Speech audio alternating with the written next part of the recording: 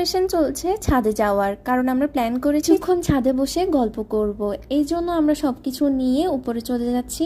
ওদের ছাদের এত বড় চাবিটা নিয়ে আমার তো উঠতেই কষ্ট হচ্ছিল। তো এখন উঠে গেলাম আমরা ছাদে, আর ছাদের ভিউটা কি যে সুন্দর।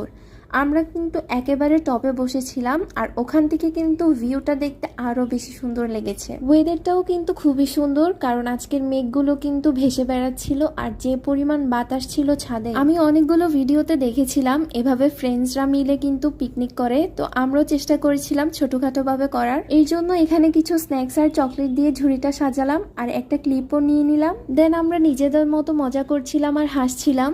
এরপর আমাদের ছোটবেলার জনপ্রিয় একটা খেলা মনে পড়ে গেল, দেন আমরা ওইটা খেলা স্টার্ট করি। কে কে এই খেলাটি চিনেন বা জানেন অবশ্যই কমেন্ট করে জানাবেন।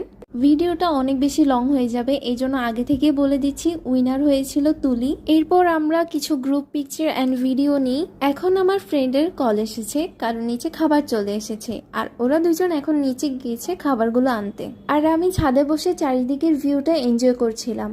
আকাশের সুন্দর মেঘ, সুন্দর সূর্যাস্ত আর প্রাণ জুড়ানো বাতাসের জন্য আজকের ওয়েদারটা কিন্তু খুবই সুন্দর ছিল।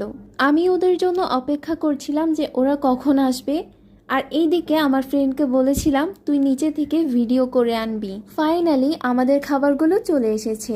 এখানে তুলি আমাদের জন্য পুডিং করেছিল আর ফ্রেঞ্চ ফ্রাই করেছিল, অ্যান্ড এখানে রয়েছে বাহিরে থেকে আনা খাবারগুলো।